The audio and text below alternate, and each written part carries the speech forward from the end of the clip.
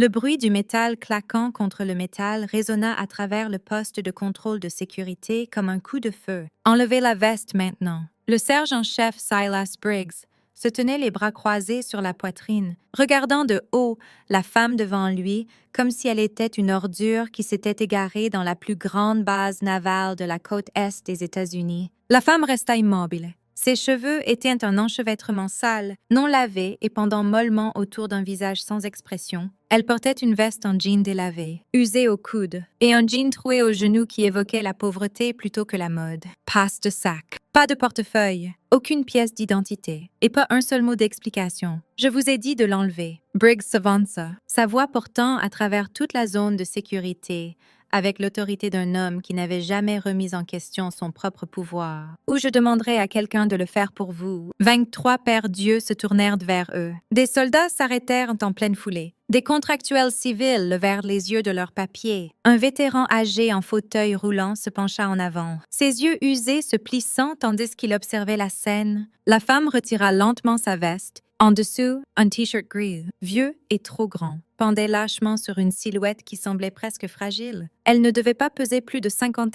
kilos. Ses bras étaient minces, ses épaules voûtées, tout en elle criait la vulnérabilité. La spécialiste Amber Lawson laissa échapper un rire aigu depuis derrière le comptoir d'inspection, probablement une sans-abri cherchant un endroit pour dormir. Norfolk en est pleine. Elle sortit son téléphone personnel et prit une photo, composant déjà la légende dans sa tête. Briggs arracha la veste des mains de la femme et fouilla les poches avec une rudesse délibérée. Rien, absolument rien. Il jeta la veste sur le sol en béton. Nom, silence. Je vous ai demandé votre nom. La femme leva la tête et, pour la première fois, elle regarda directement dans les yeux de Briggs. Ce regard n'appartenait pas à une sans-abri. Il n'appartenait pas à une victime. C'était le regard de quelqu'un qui évaluait, mesurait, enregistrait chaque détail avec la précision d'une machine. Mais Briggs ne le remarqua pas. Dans les 20 minutes suivantes, tout ce qu'il croyait savoir allait s'effondrer complètement. Les lumières fluorescentes du poste de contrôle bourdonnaient au-dessus, projetant des ombres dures sur le sol poli. Au-delà des barrières de sécurité s'étendait la base navale de Norfolk, abritant la plus grande concentration de puissance navale dans l'hémisphère occidental. Port avions, destroyers, sous-marins, le cœur battant de la suprématie navale américaine. Et à ses portes se tenait une femme qui ressemblait à quelqu'un qui s'était égaré d'un arrêt de bus. Briggs la contourna lentement, comme un prédateur cercle une proie blessée. C'était un grand homme, Juan, poitronnette avec des épaules qui tendaient à son uniforme. Et il avait passé 12 ans dans des postes de sécurité qui lui avaient appris une chose par-dessus tout. Les civils étaient des moutons, et les moutons avaient besoin qu'on leur montre qui tenait la crosse. Vous comprenez que vous êtes en infraction sur une propriété fédérale. Sa voix dégoulinait de condescendance. C'est un crime. 5 ans minimum. Peut-être plus si on découvre que vous travaillez pour quelqu'un. La femme ne dit rien. Peut-être qu'elle ne parle pas anglais, suggéra Connor Reed. Il était jeune, à peine 21 ans, avec un visage qui gardait encore des rondeurs enfantines. Soldat de première classe, tout juste sorti de l'entraînement et impatient de se prouver auprès des gardes seniors. Il passa devant la femme et laissa sa botte accrocher sa cheville, trébuchant dramatiquement. Oups, désolé pour ça. La femme ne tomba pas. Elle ne vacilla même pas. Ses jambes restèrent fermes comme si elles étaient ancrées dans le béton, absorbant l'impact avec une stabilité presque mécanique. Les sourcils de Connor se levèrent légèrement, mais il secoua la tête et rejoignit Amber au comptoir. Vérifiez à nouveau la base de données, ordonna Briggs. Femme, environ 45 à 50 ans. Juan, 68. Aucun signe distinctif visible, aucune identification. Croisé avec les personnes disparues, le maître de deuxième classe Flynn Garrett hocha la tête et se tourna vers son ordinateur, ses doigts se déplaçant sur le clavier avec une efficacité exercée. C'était le spécialiste technique du groupe, méthodique et précis, et contrairement à ses collègues, il ne prenait aucun plaisir au spectacle qui se déroulait devant lui. Quelque chose dans l'immobilité de la femme le dérangeait. Elle était trop complète, trop contrôlée. Les yeux de la femme se déplaçaient presque imperceptiblement, balayant le poste de contrôle selon un motif que Flynn ne pouvait pas tout à fait identifier. Elle regarda la caméra montée dans le coin éloigné, puis celle au-dessus de la porte, puis l'espace entre elles. Son regard s'attarda sur le capteur de mouvement près de l'entrée principale. puis se déplaça vers la grille de ventilation près du plafond, 3 secondes, peut-être 4, et quelque chose dans son expression changea, si subtil que si vous cligniez des yeux, vous l'auriez manqué. Le vétéran âgé en fauteuil roulant le remarqua. Son nom était Hector Morrison, 70 ans, un survivant de la guerre du Vietnam qui avait vu plus de combats que tous dans ce poste de contrôle réuni. Il était venu rendre visite à un vieil ami dans l'aile de l'hôpital, mais maintenant il était figé, observant la femme avec une intensité qui frôlait la reconnaissance. Amenez-la dans la salle d'inspection, commanda Briggs. Foule complète. 2 gardes s'avancèrent, mais la femme parla avant qu'ils ne puissent la toucher. Salle d'inspection. Pas ici. Sa voix était neutre. Plate, complètement dépourvue d'émotion. Mais il y avait quelque chose dessous. Quelque chose qui fit reculer Connor sans qu'il s'en rende compte. Briggs rit. C'était un son cruel conçu pour humilier. Vous pensez pouvoir faire des demandes. Madame, vous êtes à 3 secondes de passer la nuit dans une cellule de détention. Bougez. Ce que le sergent Briggs ne réalisait pas, c'était que chaque mot qu'il disait, chaque action qu'il prenait était enregistrée. Pas par des caméras, par quelque chose de bien plus dangereux. Si vous pensez savoir où va cette histoire, je vous promets que vous vous trompez. Appuyez sur le bouton s'abonner maintenant parce que ce qui se passe ensuite va complètement changer la façon dont vous voyez cette femme. Et croyez-moi, vous ne voulez pas manquer le moment où tout s'effondre. La salle d'inspection était petite, à peine 3 mètres sur 3, 60 minutes, avec des murs en béton peints en gris gouvernemental et une table unique boulonnée au sol. Un miroir sans teint dominait un mur, bien que personne ne regarde de l'autre côté. La caméra dans le coin avait une lumière rouge qui aurait dû clignoter mais ne le faisait pas. La femme le remarqua immédiatement. Elle entra dans la pièce et se positionna dans le coin éloigné, dos au mur, avec une ligne de vue claire vers la porte. C'était le genre de positionnement que Briggs avait vu dans les manuels d'entraînement, le genre que les vétérans de combat faisaient instinctivement après des années à devoir surveiller leurs arrières, mais cette femme était une sans-abri, probablement malade mentale, définitivement pas une menace. Brass tendus, commanda Amber, enfilant une paire de gants en latex avec un claquement exagéré. Elle les avait suivis dans la pièce, impatiente de faire partie de ce qui allait se passer. Nous allons procéder à une fouille approfondie pour votre sécurité et la nôtre. La femme étendit ses bras. Amber commença par les poches du jean, ne trouvant rien d'autre que de la peluche. Puis elle passa à la ceinture, aux chaussettes, au col du t-shirt. Ses mains étaient rudes, délibérément, traitant le corps de la femme comme un objet à traiter plutôt qu'une personne à respecter. Qu'est-ce que c'est? Les doigts d'Amber se refermèrent sur quelque chose sous le tissu gris, une chaîne cachée sous le chemise. Elle la tira d'un coup sec, sortant une fine chaîne en argent avec un petit pendentif métallique. Le pendentif était inhabituel, ni tout à fait rond, ni tout à fait carré. La surface avait été usée lisse par des années de manipulation, mais de faibles marques étaient encore visibles si on regardait de près. Des symboles qui ne signifiaient rien pour les yeux non entraînés d'Amber. Qu'est-ce que c'est? Un genre de porte-bonheur. Elle le leva à la lumière, l'examinant avec une curiosité feinte. On dirait quelque chose qu'on trouve dans une boîte de céréales. Les yeux de la femme suivirent le pendentif, mais son expression resta inchangée. C'est une médaille de défi, dit une voix depuis la porte. Tout le monde se tourna. Le maître principal, Caleb Porter, se tenait sur le seuil, son visage buriné indéchiffrable.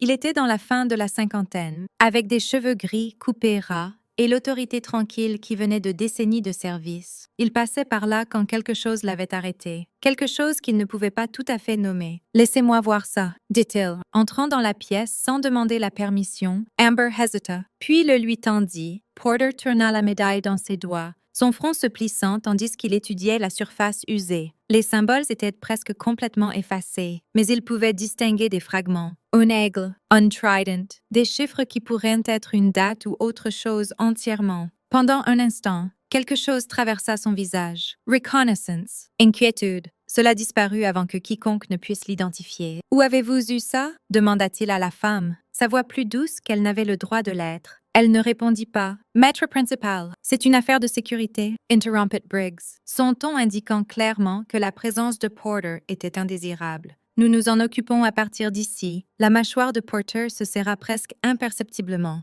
Il regarda la femme une fois de plus, quelque chose d'inexprimé passant entre eux. puis il recula. Bien sûr, Sergeant. Je m'assure juste que le protocole est suivi. Il posa la médaille sur la table et partit, mais pas sans jeter un regard par-dessus son épaule. La femme le regarda s'éloigner. Le maître principal Porter sortit sa tablette, l'un de ces appareils militaires robustes conçus pour survivre aux tempêtes de sable, aux chutes et aux zones de combat. Le genre avec un stockage crypté qui pouvait contenir des documents classifiés sans laisser d'empreinte numérique. Il tapa l'écran 2 fois, ses doigts burinés se déplaçant avec une efficacité exercée, et commença à consulter les protocoles de sécurité de la base. Ce qu'il trouva allait tout changer. De retour dans la salle d'inspection, l'atmosphère s'était alourdie. Briggs se tenait les bras croisés, observant tandis qu'Amber continuait sa fouille. La femme avait été soumise à une palpation qui frôlait l'agression, ses vêtements examinés centimètre par centimètre, et pourtant, elle n'avait pas protesté, n'avait rien fait d'autre que rester là avec cette immobilité déconcertante. Rien sur elle. Report à Amber. La frustration s'insinuant dans sa voix.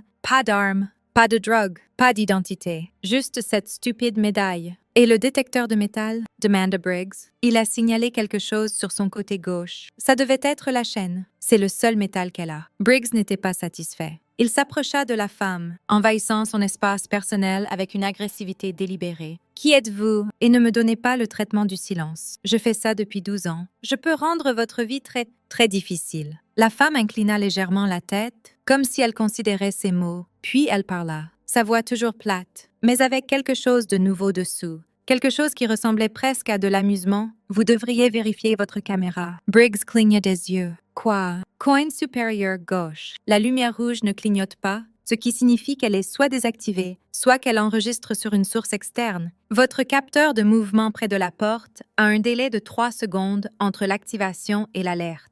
Largement assez de temps pour que quelqu'un se faufile. Et la grille de ventilation au-dessus de nous, pas d'écran de sécurité. Un enfant pourrait passer à travers la pièce devint silencieuse. Flynn, qui les avait suivis avec son ordinateur portable, consulta immédiatement les diagnostics de sécurité. Son visage pâlit. « Elle a raison, dit-il. Sa voix à peine au-dessus d'un murmure. La caméra est hors ligne depuis 6 heures. Le capteur de mouvement montre un délai de exactement 2 secondes et la ventilation. Il fit défiler les schémas du bâtiment. Il n'y a pas de grille de sécurité installée. C'est sur la liste des demandes de maintenance depuis 8 mois. La bouche d'Amber s'ouvrit et se ferma comme un poisson hors de l'eau. Connor semblait sur le point de vomir. Et Briggs restait figé, son visage passant par la confusion, la colère, et quelque chose qui pourrait être le premier frémissement de la peur. « Comment savez-vous ça? » demanda-t-il. « Comment diable savez-vous ça? » La femme ne répondit pas. Elle se contenta de regarder l'horloge au mur. Il était 14h32. Elle était dans le poste de contrôle depuis exactement 17 minutes.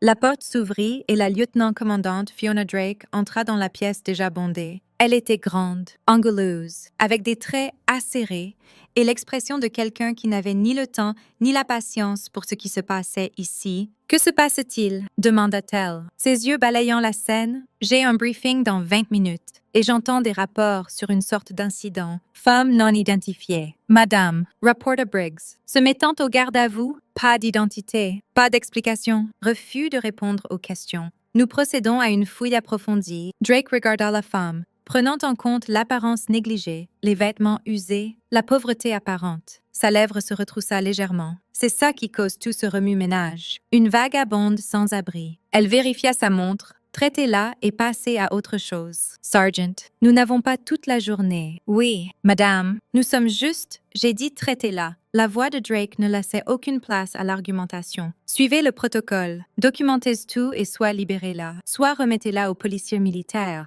Peu m'importe laquelle. Faites-le. C'est tout. Elle se tourna pour partir, puis s'arrêta à la porte. Ed Sergeant, assurez-vous que ça ne se reproduise pas. La sécurité devrait pouvoir gérer une femme non armée sans en faire un cirque. Elle était partie avant que Briggs ne puisse répondre. La femme observa le départ de Drake avec ses mêmes yeux mesurants. Quand la lieutenant-commandante passa directement devant elle, elle ne détourna pas le regard. Elle ne recula pas, et pendant un instant, si bref que personne d'autre ne le remarqua, Drake hésita, son pas faibli d'une demi-foulée, comme si une partie primitive de son cerveau avait enregistré une menace que son esprit conscient ne pouvait identifier. Puis elle fut dehors, ses talons claquant contre le sol en béton. À l'extérieur de la salle d'inspection, une petite foule s'était rassemblée. Le mot s'était répandu dans le poste de contrôle comme une traînée de poudre, et maintenant, soldats et civils trouvaient des excuses pour traîner près des fenêtres, espérant apercevoir ce qui se passait à l'intérieur. Parmi eux se trouvait Willow Chen, 19 ans.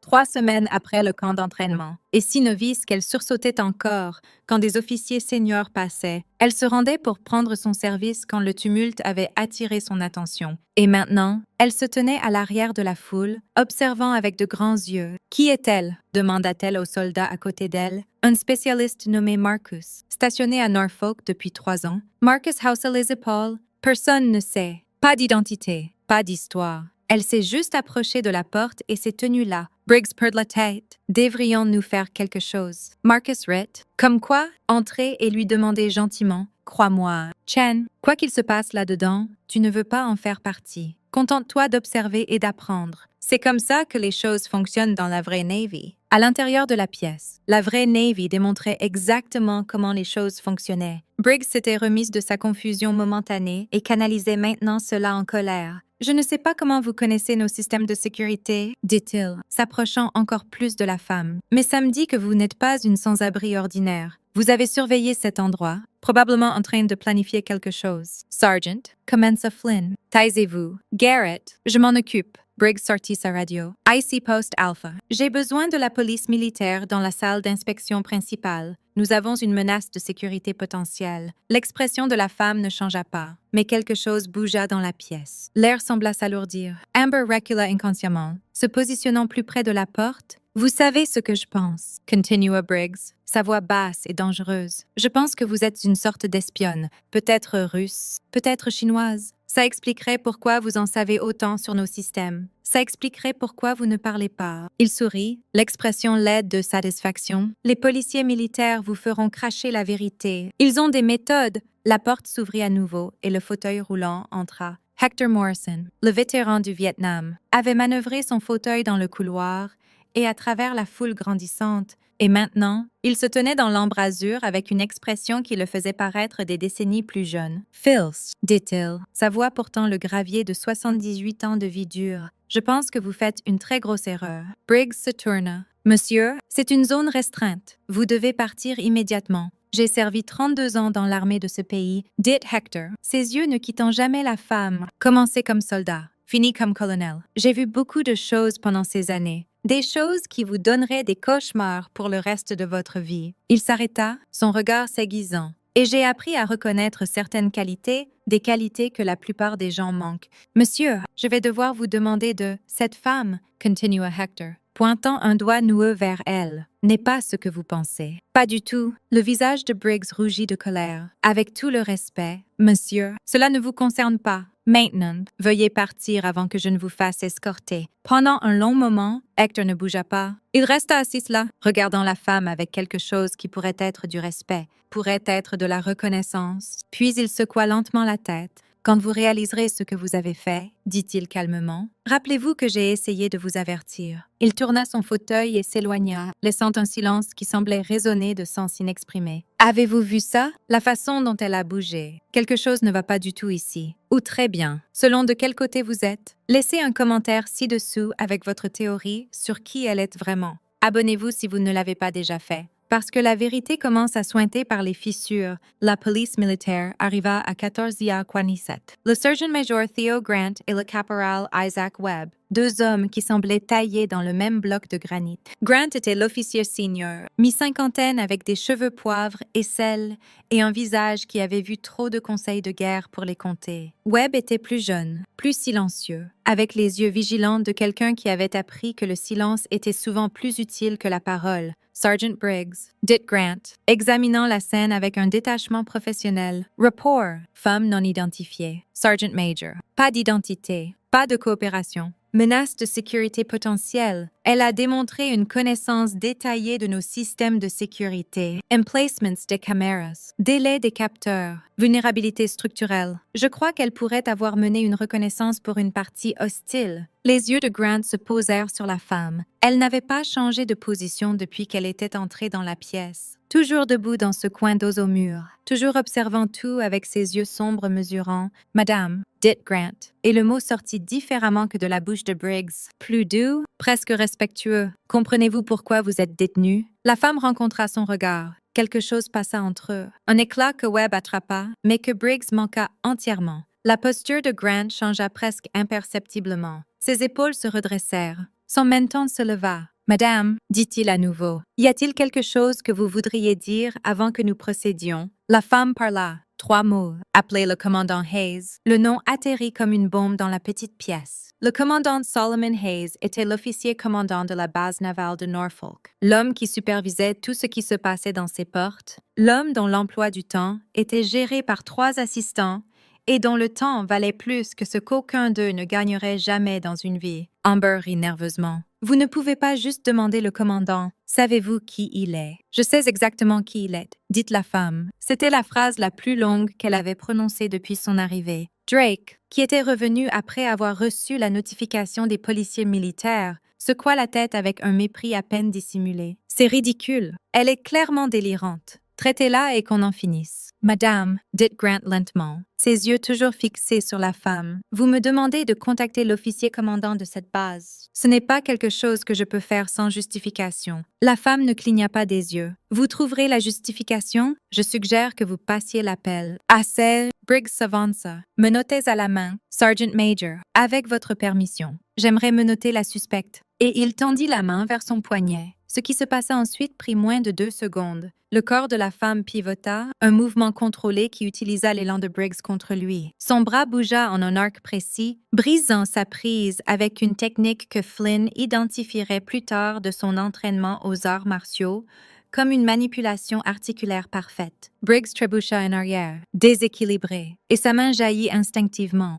attrapant la seule chose à portée, le chemise de la femme. Le tissu, déjà vieux et usé, se déchira de l'épaule jusqu'au milieu de sa poitrine, et la pièce devint complètement immobile. La déchirure exposa son épaule gauche et une partie de sa poitrine supérieure. La peau là était pâle, marquée de vieilles cicatrices qui racontaient des histoires de violence surmontées, mais ce n'étaient pas les cicatrices qui firent figer tout le monde. C'était le tatouage, au-dessus de son cœur, ancré en noir qui avait légèrement pâli avec l'âge, mais restait indubitablement clair. Un aigle tenant un trident dans une serre et un pistolet dans l'autre. Au-dessous de l'aigle, une ancre, et dessous cela, petit mais parfaitement lisible, les mots qui firent fléchir les genoux du sergent-major Grant, DevGru 7, Groupe de développement de guerre navale spéciale. Équipe SEAL 7, l'unité d'opération spéciale la plus élite de l'armée américaine. Une unité si classifiée que son existence même avait été officiellement niée pendant des décennies. Personne ne bougea, personne ne respira. Le téléphone d'Amber glissa de ses doigts et claqua contre le sol. Connor Reed émit un son comme un animal blessé. Flynn Garrett fixait son écran d'ordinateur où une recherche classifiée retournait des résultats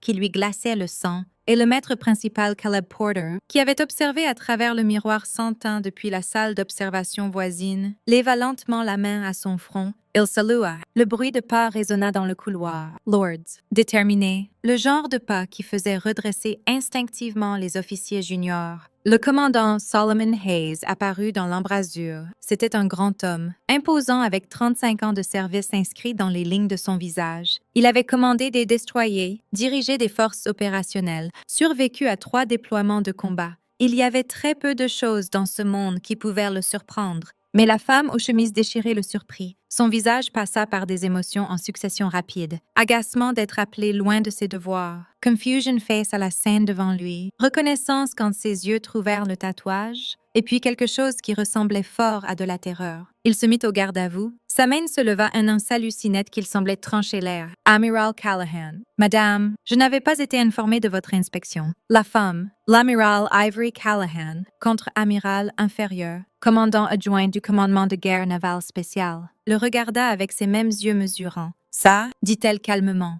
était le but. Commandante, la température dans la pièce sembla chuter de 10 degrés. Briggs avait pâli, son visage de la couleur d'un vieux journal. Amber pleurait silencieusement, des larmes coulant sur son visage, tandis que la réalité de ce qu'elle avait fait commençait à s'imposer. Connor s'était assis par terre, ses jambes apparemment incapables de le soutenir plus longtemps. Vous, la voix de Drake sortit comme un croassement. Vous êtes une amirale. Contre-amiral, Courageous Callahan, sa voix toujours parfaitement neutre, commandant adjoint du commandement de guerre navale spécial, opérant sous autorisation de protocole fantôme du secrétaire de la Navy. Elle s'arrêta, laissant les mots s'imprégner. C'était une évaluation noire de vos procédures de sécurité, un test pour voir comment votre personnel réagirait à un individu inconnu tentant d'entrer dans la base. Et Hayes demanda, bien que son expression indiqua qu'il connaissait déjà la réponse. Callahan regarda lentement autour de la pièce. À Briggs, qui ne pouvait pas rencontrer ses yeux. À Amber, qui sanglotait maintenant.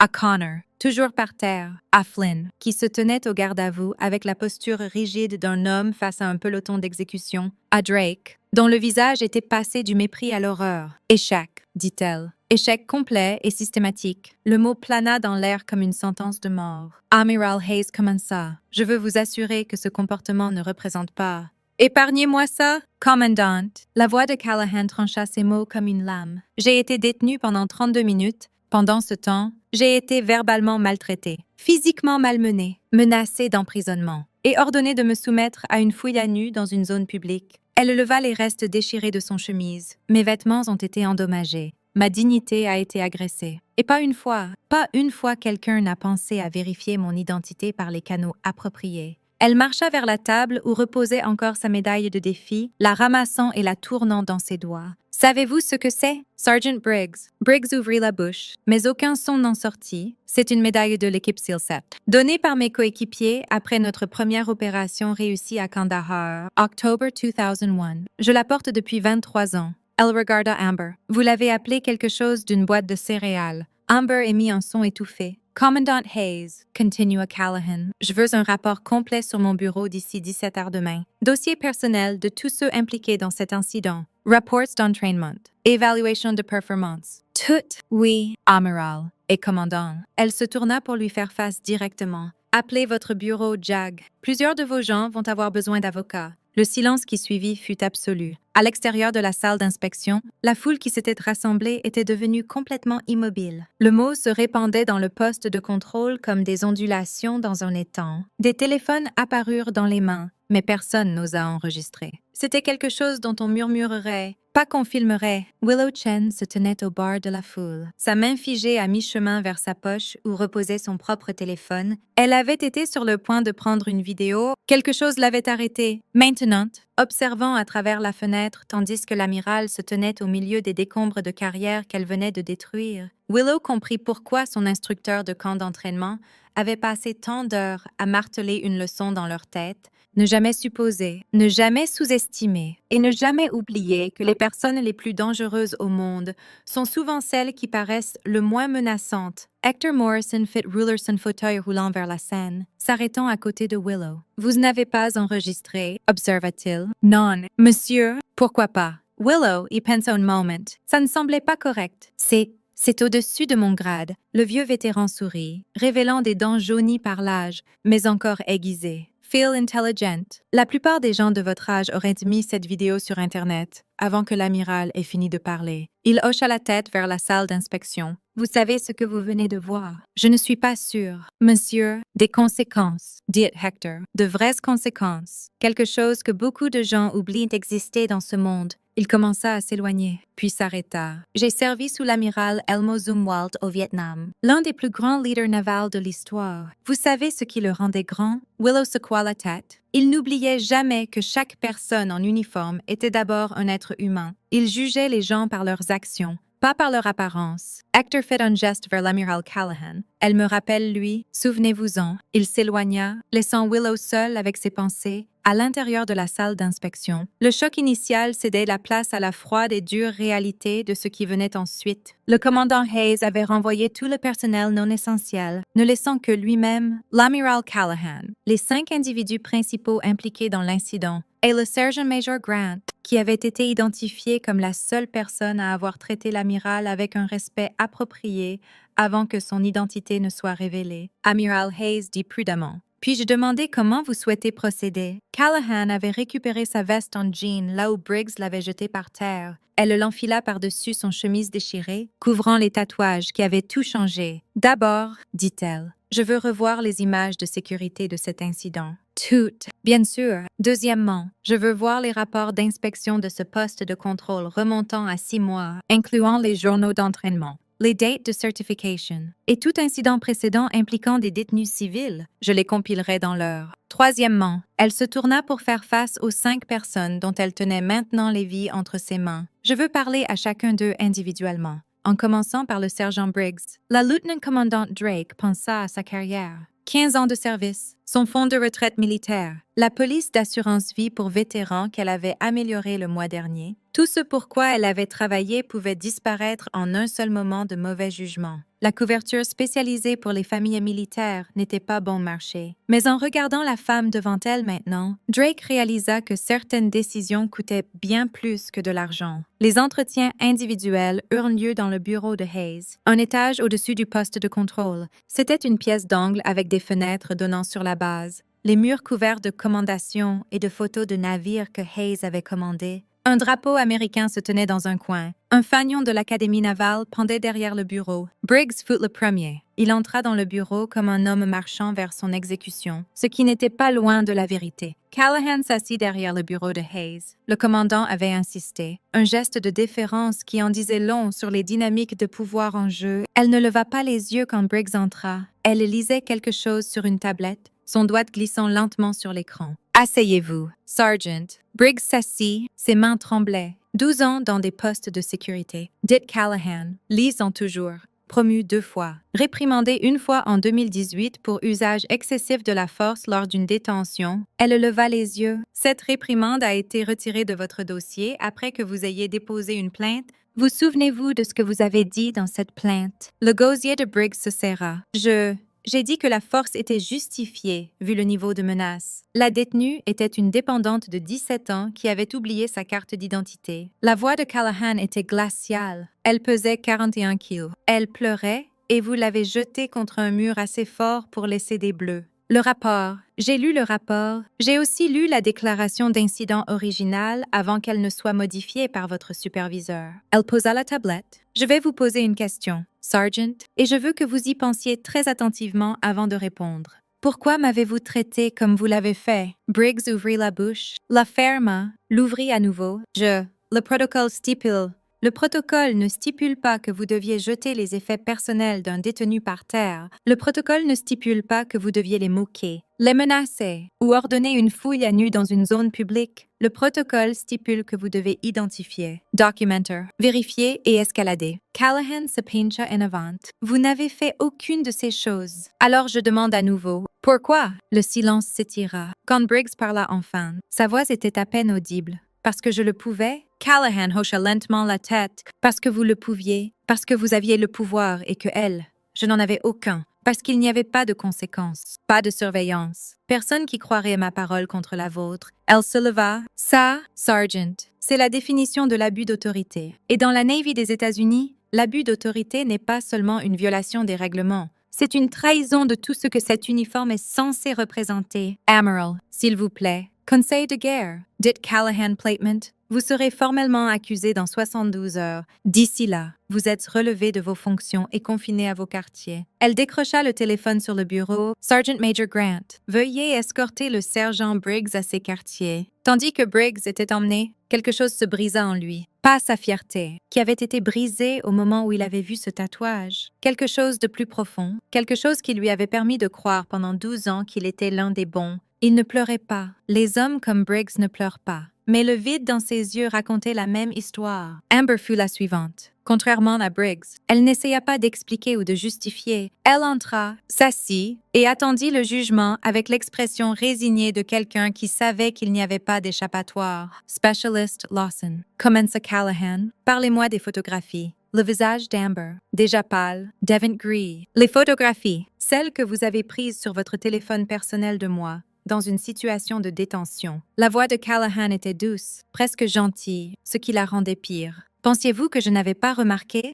J'allais les supprimer. Vraiment? Avant ou après les avoir postés sur les réseaux sociaux, Amber ne dit rien. J'ai déjà demandé un mandat pour vos enregistrements téléphoniques. Je soupçonne que nous trouverons que vous avez fait ça avant. D'autres détenus, d'autres personnes vulnérables qui ont eu le malheur de passer par votre poste de contrôle. Callahan croisa les mains sur le bureau. Dites-moi que j'ai tort. Le silence d'Amber fut réponse suffisante. Décharge, dit Callahan. Conditions autres qu'honorables, vous perdrez vos avantages, votre habilitation de sécurité et tout espoir d'emploi gouvernemental pour les 10 prochaines années. Si les enregistrements téléphoniques montrent ce que je pense, vous pourriez aussi faire face à des accusations criminelles pour violation de la vie privée. J'ai un enfant, murmura Amber. Un prêt immobilier. S'il vous plaît, vous auriez dû y penser avant de traiter des personnes vulnérables comme du divertissement. La voix de Callahan ne contenait aucune sympathie. Renvoyé. Connor Reed vint ensuite et son entretien fut le plus court. Il entra en pleurant, s'assit en pleurant et passa les 5 premières minutes à s'excuser à travers des sanglots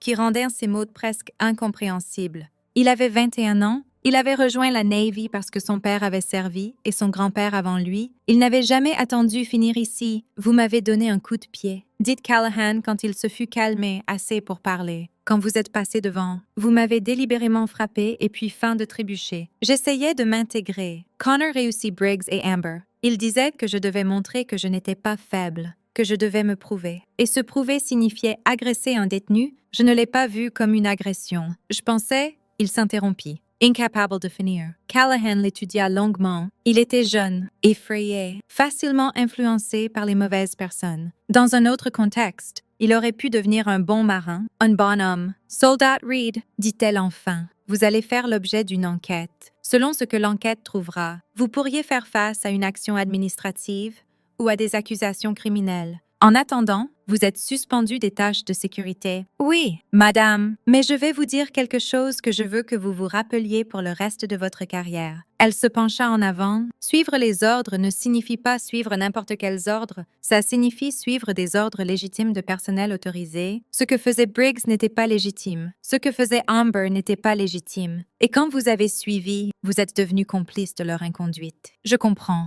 Madame, vraiment, parce que la prochaine fois que quelqu'un vous dit de maltraiter un détenu, je veux que vous vous rappeliez ce moment. Souvenez-vous de ce que ça fait de s'asseoir en face de la personne que vous avez lésée et n'avoir aucune excuse qui compte. Connor hocha la tête, les larmes coulant toujours sur son visage. Renvoyé. L'entretien de Flynn Garrett prit plus longtemps et alla dans une direction que personne n'attendait. Il entra dans le bureau les épaules droites et le dos raide, la posture d'un homme qui savait qu'il était coupable mais refusait de montrer la peur. Contrairement aux autres, il ne s'assit pas avant que Callahan ne lui fasse signe vers la chaise. Maître Garrett, commença-t-elle, consultant son dossier sur la tablette. Dossier intéressant. Technicien cryptologique. Meilleur score de votre classe. Certifié en sécurité réseau, forensique numérique et renseignement de signaux. Elle leva les yeux. Vous êtes surqualifié pour le service au poste de contrôle. Je sais où je suis assignée. Madame, pourquoi? Avec vos qualifications, vous pourriez travailler à la NSA, la CIA, n'importe quelle agence à 3 lettres qui tuerait pour vos compétences. Elle posa la tablette. Au lieu de ça, vous êtes ici à faire fonctionner un détecteur de métal et entrer des données dans une base. Flynn ne dit rien. Vous étiez le seul à questionner la fouille, continua Callahan. Quand Briggs a ordonné la fouille à nu, vous avez hésité?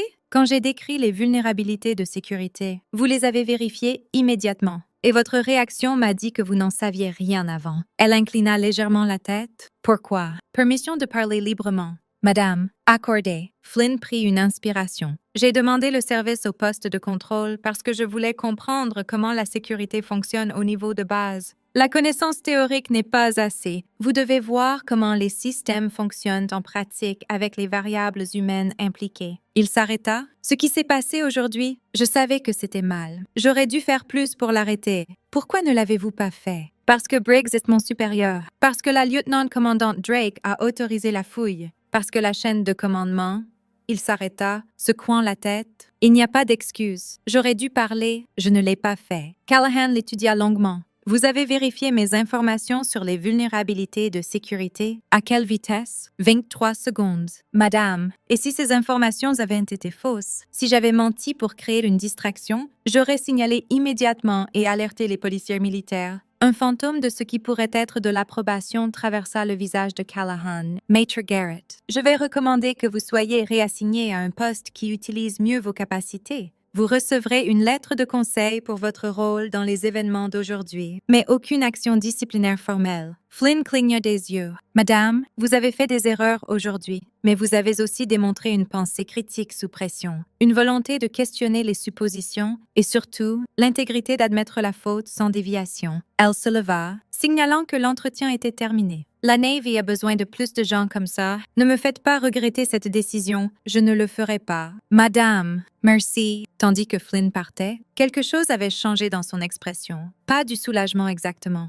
Quelque chose de plus comme de la résolution. Fiona Drake fut la dernière. Elle entra dans le bureau de Hayes avec la tenue rigide de quelqu'un qui se tenait ensemble par pure force de volonté. Sa carrière n'était pas juste endommagée. Elle pendait à un fil. Et elle le savait. 15 ans de service. Promotions, commendations, tout cela potentiellement effacé par un après-midi de mauvais jugement. Lieutenant Commandante Drake, dit Callahan, faisant signe vers la chaise. Drake s'assit. J'ai revu votre dossier. Service exemplaire. Évaluation solide. Potentiel de leadership. Callahan s'arrêta. Et pourtant, répéta Drake. Sa voix creuse. Vous êtes entré dans ce poste de contrôle, avez vu une femme maltraitée, et votre premier instinct a été d'accélérer le processus plutôt que de le questionner. La voix de Callahan était froide, analytique. Pourquoi? Drake fut silencieuse longuement. Quand elle parla, sa voix était à peine au-dessus d'un murmure. Parce que j'étais occupée, parce qu'elle ressemblait comme à rien, comme à personne d'important.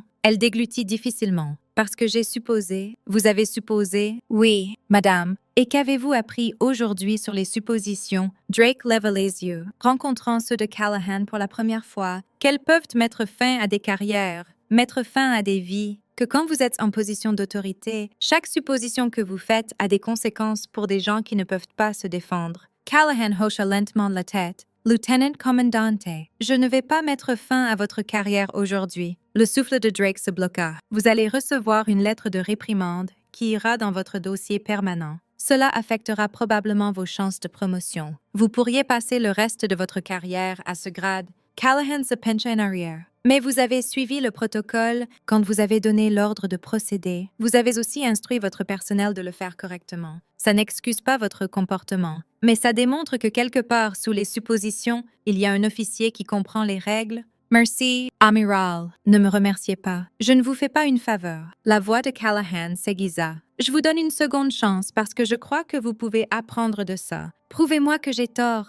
Et cette lettre de réprimande sera le cadet de vos soucis. Je comprends. Madame, vraiment. Callahan se leva, marchant vers la fenêtre. Dehors, le soleil commençait à se coucher sur Norfolk, peignant la base en nuances d'orange et d'or. J'ai passé 23 ans dans les opérations spéciales. Vous savez quelle est la leçon la plus importante que j'ai apprise? Drake secoua la tête. Ce n'est pas la force. Ce ne sont pas les armes ou les tactiques ou l'entraînement. Callahan se tourna pour lui faire face. C'est de ne jamais oublier que chaque personne que vous rencontrez, qu'elle porte un uniforme ou non, qu'elle ait des credentials ou non, est d'abord un être humain. Au moment où vous commencez à voir les gens comme des catégories au lieu d'individus, vous avez déjà perdu? Drake s'assit en silence, absorbant les mots. Cette femme que vous avez écartée aujourd'hui, la vagabondée sans abri qui ne valait pas votre temps. La voix de Callahan s'adoucit légèrement. Elle aurait pu être n'importe qui. Une vétérane qui a tout perdu à cause d'un TSPT, une mère fuyant un mari abusif, un témoin d'un crime qui avait besoin d'aide. Elle s'arrêta, comme il s'est avéré, une amirale menant une évaluation de sécurité. Le point est que vous ne saviez pas. Et au lieu de découvrir, vous avez supposé le pire. Vous avez raison, dit Drake calmement. Vous avez absolument raison. Alors souvenez-vous de ce sentiment. Chaque fois que vous entrez dans un poste de contrôle, chaque fois que vous voyez quelqu'un qui semble ne pas appartenir là, souvenez-vous de ce que ça fait de réaliser que c'était vous qui ne compreniez pas. Callahan se dirigea vers la porte. Renvoyez, Lieutenant Commandant.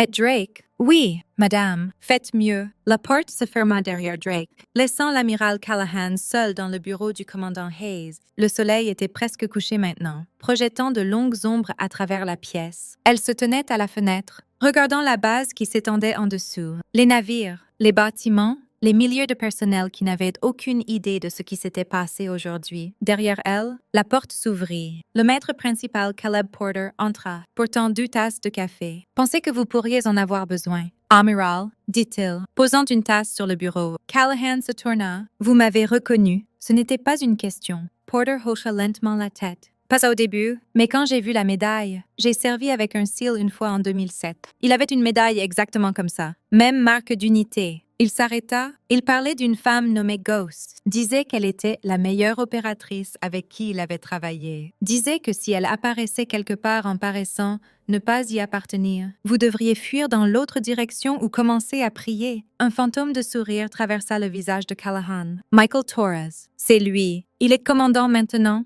gérant des opérations à Coronado. Elle prit le café, en botte une gorgée. Comment avez-vous su de rester silencieux? J'ai pensé que si vous vouliez que les gens sachent qui vous étiez, vous leur auriez dit. Porter haussa les épaules. Aussi pensé que quoi que vous fassiez était au-dessus de mon grade. Parfois, la meilleure chose qu'un marin puisse faire est de suivre son instinct et de garder la bouche fermée. C'est une sagesse que beaucoup de gens n'apprennent jamais. Ça m'a pris 30 ans pour le comprendre. Porter hésita. Amiral, permission de parler librement. Accordé. Qu'arrive-t-il maintenant à la base? Je veux dire, aux gens qui n'étaient pas impliqués mais ont vu ce qui s'est passé. Callahan posa son café et revint à la fenêtre. Le mot va se répandre. Il s'est déjà répandu. D'ici demain, tout le monde sur cette base saura qu'une amirale a été fouillée à nu à la porte principale. Elle se tourna pour lui faire face. Et c'est exactement ce que je veux. Madame, ce n'était pas juste tester la sécurité. Maître principal, c'était envoyer un message à chaque garde qui pense pouvoir abuser de son autorité parce que personne ne regarde,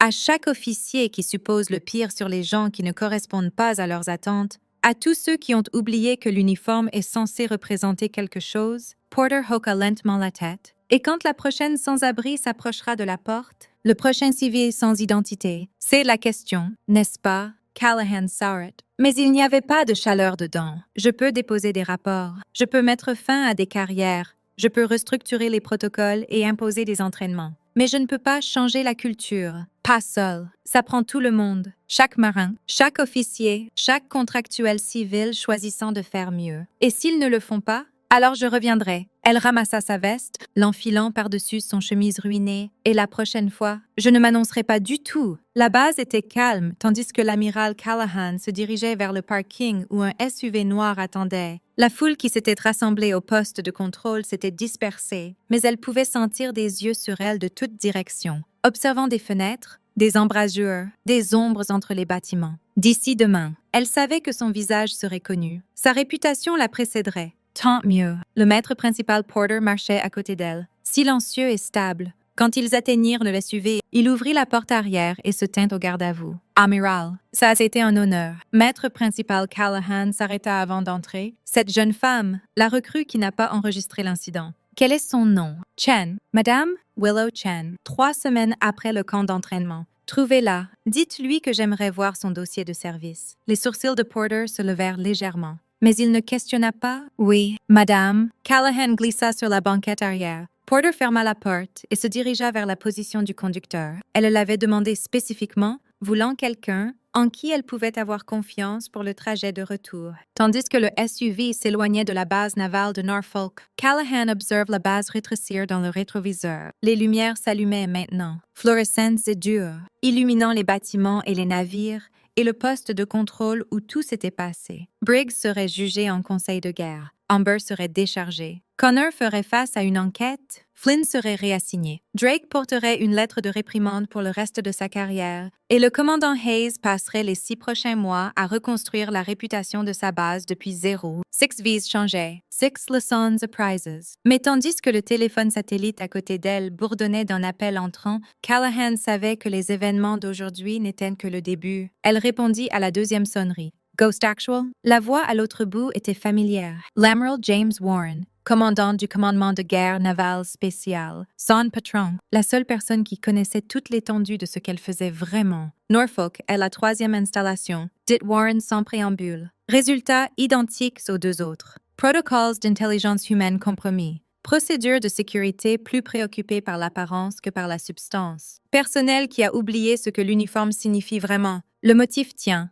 Malheureusement, Callahan observa la skyline de Norfolk disparaître derrière une rangée d'arbres. Mais ce n'est pas ce qui m'inquiète. Expliquait. Les vulnérabilités de sécurité que j'ai identifiées aujourd'hui, la caméra hors ligne, le délai du capteur, la ventilation non sécurisée, ce ne sont pas des échecs aléatoires. Ils sont systématiques. Quelqu'un a désactivé des systèmes spécifiques selon un motif spécifique. Elle s'arrêta. Quelqu'un qui savait exactement quoi cibler. Silence à l'autre bout. Puis vous dites que nous avons une taupe. Je dis que nous avons une fuite quelque part dans la Navy. Quelqu'un qui a accès aux protocoles de sécurité, aux horaires d'inspection et au code d'autorisation de protocole fantôme. La voix de Callahan durcit. Il savait que je venais. Amaral. Peut-être pas aujourd'hui spécifiquement, mais il savait que les inspections avaient lieu et il se préparait. C'est une allégation sérieuse. C'est une situation sérieuse. Plus de silence. Quand Warren parla à nouveau, sa voix était grave. DevGruset est activé. Nous avons trouvé un point de connexion.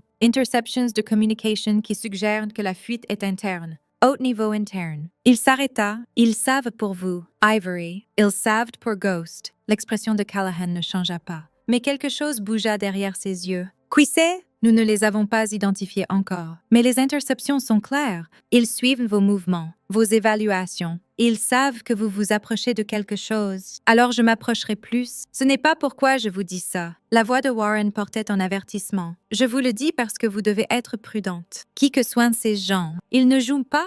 3 installations compromises de la même façon. Échec de sécurité coordonné. Ce n'est pas une coïncidence. C'est une infrastructure. Ils ont construit quelque chose et vous le menacez. Bien. Callahan regarda par la fenêtre le ciel s'assombrissant. Alors il est temps d'arrêter de tester et de commencer à chasser. Elle termina l'appel et posa le téléphone de côté. Porter, qui avait conduit en silence, la regarda dans le rétroviseur. Problème. Amiral. Toujours. Maître principal. Elle rencontra ses yeux dans le reflet. Mais c'est pour ça que nous sommes là. Le SUV continua sur l'autoroute, emportant l'amiral Ivory Callahan loin de Norfolk et vers ce qui venait ensuite. Derrière elle, la base s'installa dans sa routine du soir. Gardes changeant de quart, marins retournant au quartier, officiers remplissant des papiers sur un incident qui serait discuté pendant des années. Et quelque part dans l'obscurité, quelqu'un observait, attendait, planifiait. La chasse ne faisait que commencer. Mais c'est une histoire pour une autre fois. Nous sommes sur le point de franchir un point de non-retour.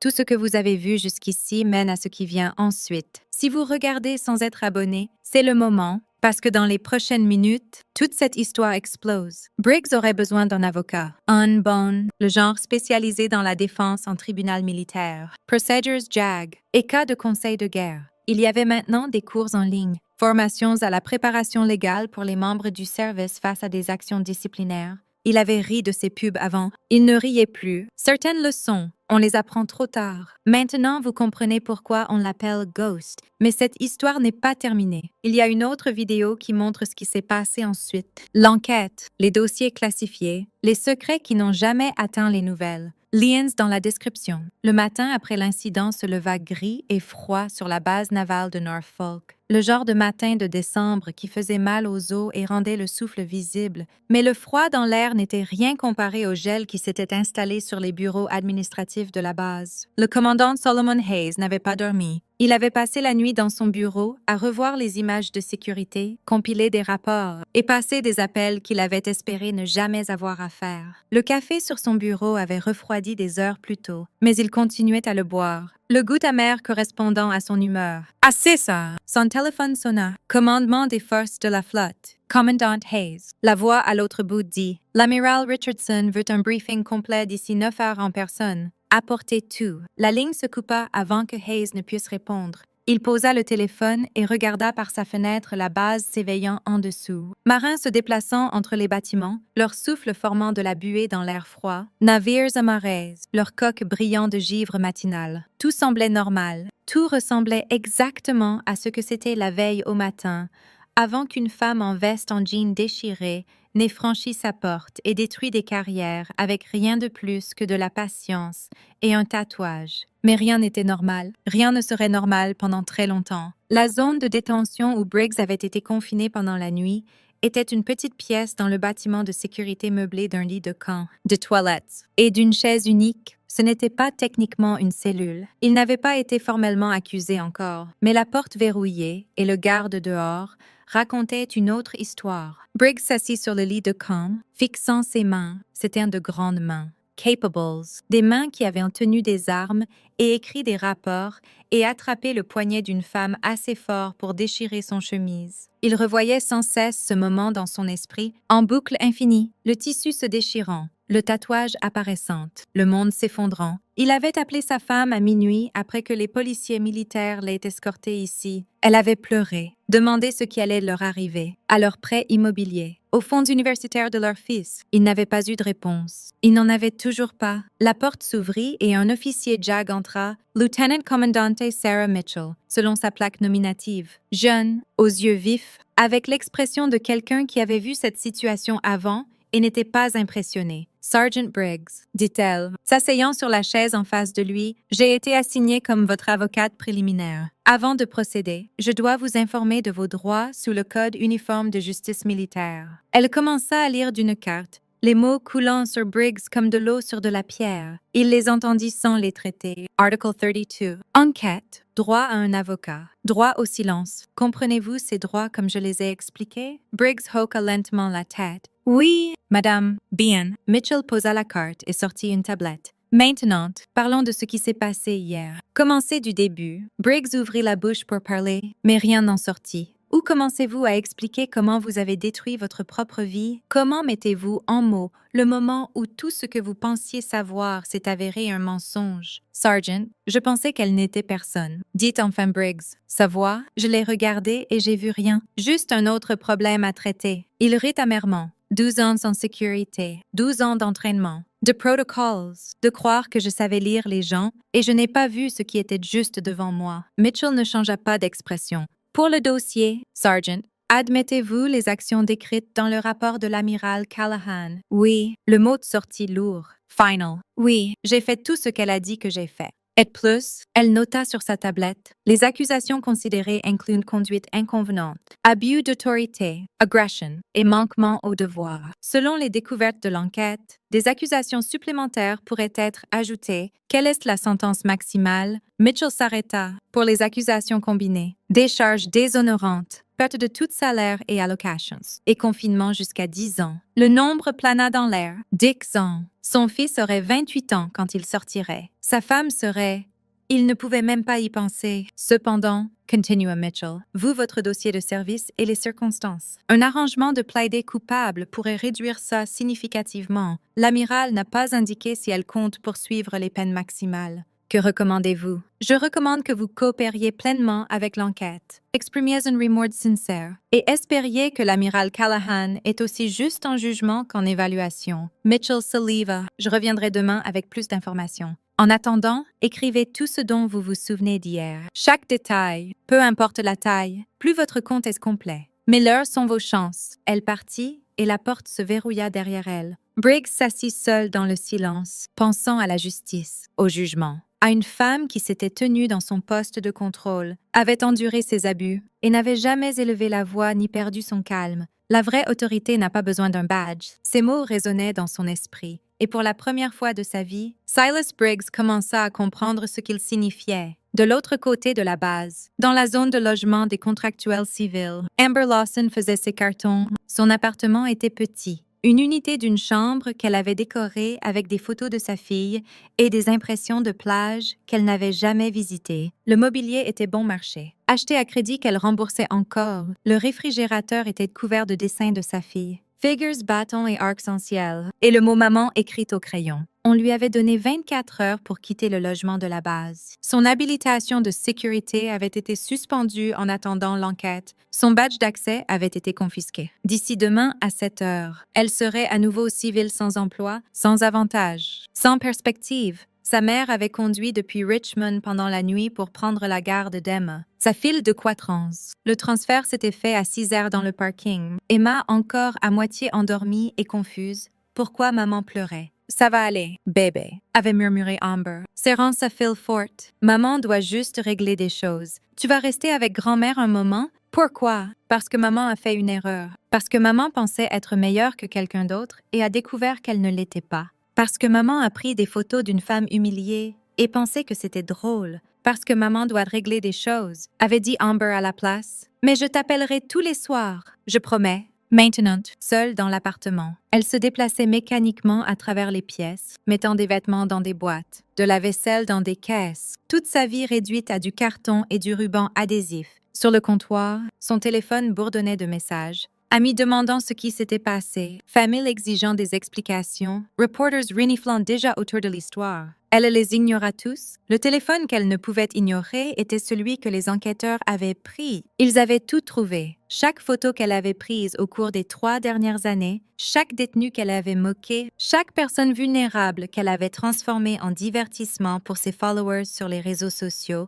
217 images. L'officier Jacques lui avait dit 217 violations de la vie privée, de la dignité, de la décence humaine basique. Des charges autres qu'honorables étaient le meilleur scénario. Maintenant, des accusations criminelles étaient toujours sur la table. Amber scotcha une autre boîte et essaya de ne pas penser à ce que sa fille dirait quand elle serait assez grande pour comprendre. Connor Reed avait été libéré dans ses quartiers avec ordre de ne pas quitter le bâtiment. Contrairement à Briggs, il n'avait pas été formellement confiné. Son implication était jugée secondaire, sa culpabilité moins claire. Mais l'enquête était en cours, et jusqu'à sa conclusion, son avenir restait incertain. Il s'assit sur sa couchette, fixant son téléphone. Son père avait appelé 6 fois. Sa mère, Whit, il n'avait répondu ni à l'un ni à l'autre. Que dirait-il? Papa, j'ai donné un coup de pied à une contre-amirale parce que je voulais que mes collègues pensent que j'étais dure. Maman, j'ai regardé une femme se faire fouiller à nu et n'ai rien dit, parce que j'avais peur d'être appelée faible.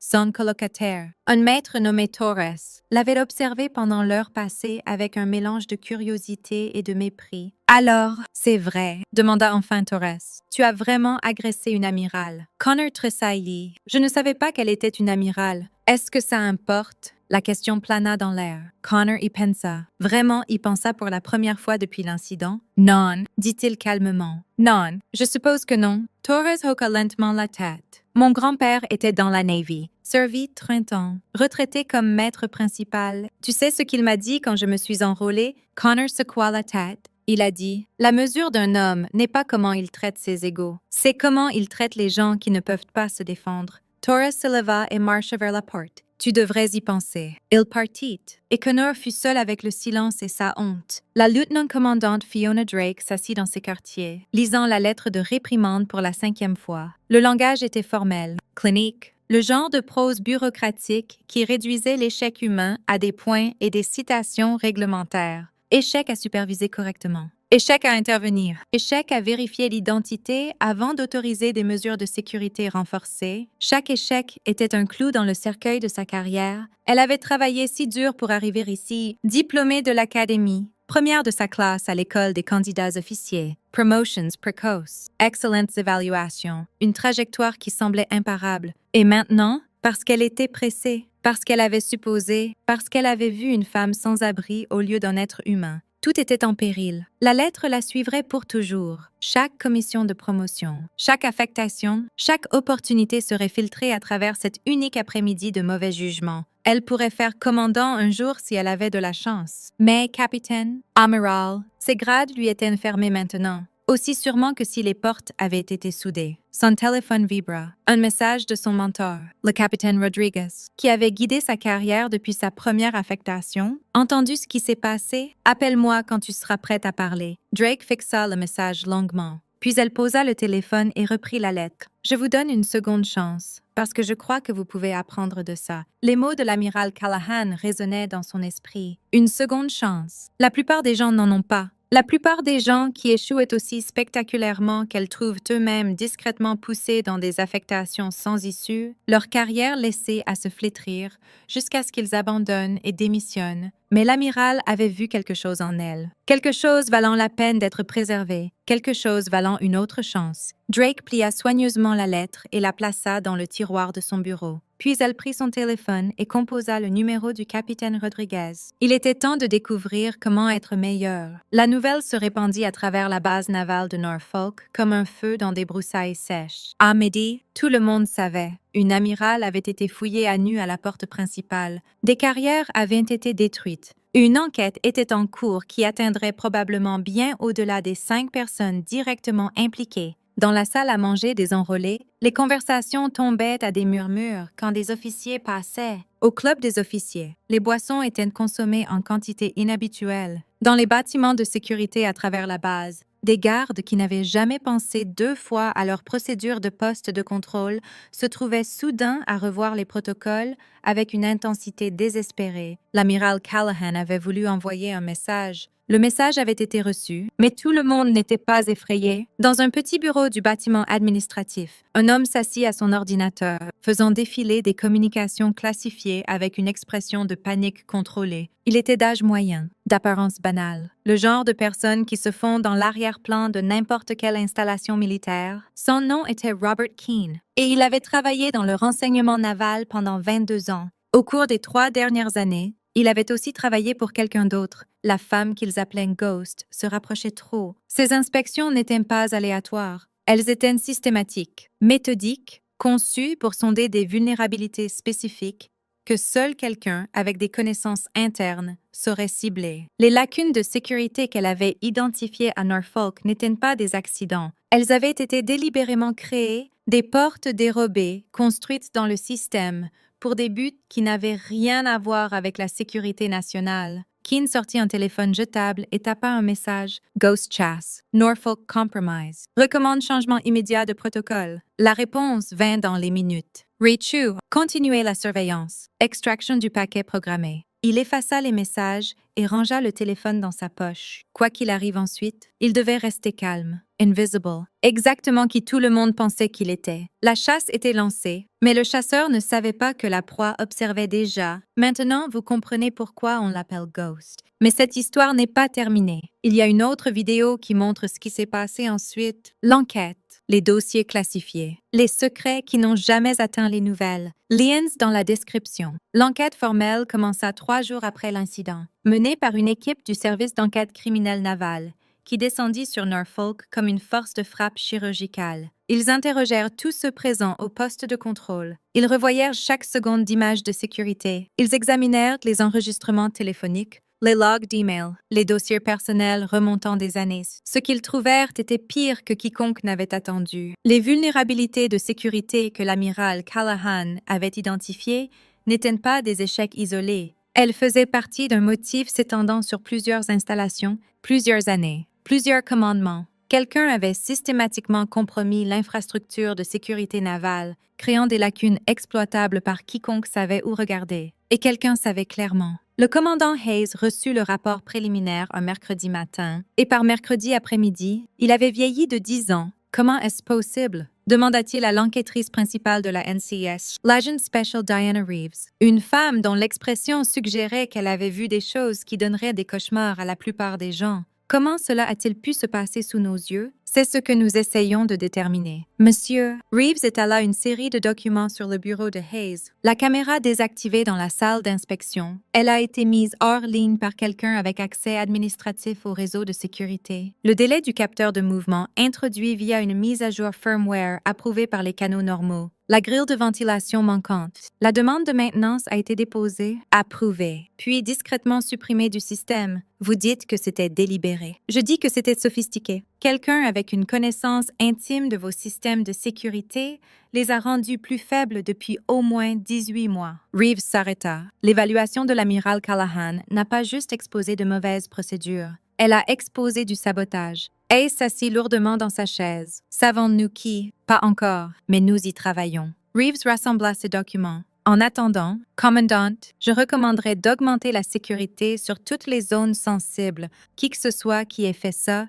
savait qu'il serait découvert éventuellement. Il pourrait avoir d'autres plans en place. D'autres plans. Si j'avais passé 18 mois à construire des portes dérobées dans une installation navale, dit Reeves, je voudrais les utiliser avant que quelqu'un ne les ferme. Pas vous! Elle partit et Hayes prit immédiatement son téléphone. Il avait des appels à passer, beaucoup d'appels. Les procédures de conseil de guerre contre le sergent-chef, Silas Briggs, commencèrent 2 semaines après l'incident. Plus vite que quiconque n'avait attendu, l'amiral Callahan avait poussé pour un traitement accéléré, arguant que la base avait besoin de clôture et que le personnel avait besoin de voir que l'inconduite avait des conséquences. L'audience eut lieu dans le bâtiment légal de la base, une pièce austère avec des lumières fluorescentes et le genre de mobilier institutionnel qui semblait conçu pour écraser l'espoir. Briggs s'assit à la table de la défense en uniforme de cérémonie, médaille qu'il avait gagné sur 12 ans de service brillant sur sa poitrine. Son avocate, un civil que sa femme avait engagé en hypothéquant leur maison, s'assit à côté de lui avec un épais dossier de documents. L'amiral Callahan était présente, assise dans la galerie en son propre uniforme de cérémonie. Elle avait refusé de témoigner à distance, insistant pour être là en personne. « Si je vais mettre fin à la carrière d'un homme, » avait-elle dit, « je devrais au moins avoir la décence de le regarder dans les yeux pendant que je le fais. » Les accusations furent lues, les preuves présentées. Les images de sécurité montraient Briggs jetant la veste de la femme par terre, envahissant son espace personnel, attrapant son poignet. L'audio capturait ses menaces, ses moqueries, son absolue certitude qu'il avait affaire à quelqu'un qui n'importait pas. La défense argua des circonstances atténuantes. Briggs avait suivi ce qu'il croyait être une pratique établie. Il n'avait jamais reçu d'entraînement sur comment gérer des civils non identifiés, démontrant une connaissance inhabituelle des systèmes de sécurité. Il opérait sous stress, en sous-effectif, préoccupé par des menaces potentielles. Rien de cela n'importa. Quand Briggs fut appelé à faire une déclaration, il se leva lentement, ses jambes instables. Il regarda le panel d'officiers qui déciderait de son sort, puis se tourna pour faire face à l'amiral Callahan. « Je n'ai pas d'excuses, » dit-il, sa voix rugueuse. « J'avais le pouvoir et je l'ai abusé. J'avais l'autorité et je l'ai utilisée pour blesser quelqu'un qui ne pouvait pas se défendre. Je me disais que je faisais mon travail, protégeant la base, suivant le protocole. Mais ce n'est pas ce que je faisais. » Il s'arrêta, déglutissant difficilement. « J'étais un tyran, tout simplement, et je suis désolé. Pas parce que je me suis fait prendre, parce que je comprends enfin ce que j'ai fait de mal. » La pièce était silencieuse. « Amiral Callahan, » continua Briggs, « ce que vous avez fait a pris du courage. Entrer dans une situation hostile sans renfort, sans identification, en faisant confiance que le système vous reconnaîtrait éventuellement. Je n'aurais jamais eu ce courage. Je n'aurais jamais fait autant confiance au système. » Il prit une respiration tremblante. « Vous m'avez appris quelque chose sur ce qu'est la vraie force, sur ce que signifie la vraie autorité. Je ne l'oublierai pas. » Il s'assit, l'expression de l'amiral Callahan resta neutre, mais quelque chose scintilla dans ses yeux, quelque chose qui pourrait être du respect. Le panel délibéra pendant 4 heures. Quand ils revinrent, le verdict fut unanime, coupable de toutes les accusations. La sentence fut sévère, mais pas maximale. Réduction au rang de soldat, perte de tout salaire et allocation pour 12 mois, et des charges pour mauvaise conduite à exécuter après achèvement du confinement. La période de confinement fut fixée à 18 mois. Ça aurait pu être pire. Ça aurait pu être 10 ans. Mais tandis que Briggs était emmené par les policiers militaires, son uniforme déjà dépourvu des galons qu'il avait portés pendant une décennie, pire et moins pire semblaient des distinctions sans différence. Sa carrière était terminée. Sa vie telle qu'il la connaissait était terminée. Et quelque part au fond de son esprit, une petite voix murmurait que peut-être, juste peut-être, ce n'était pas entièrement une mauvaise chose. Le traitement de décharge d'Amber Lawson fut complété sans cérémonie. Un moment, elle était spécialiste dans la Navy des États-Unis. Le suivant, elle était civile avec un DD-214 qui aurait pu être tamponné du mot « échec » en lettres rouges. Les accusations criminelles avaient finalement été abandonnées.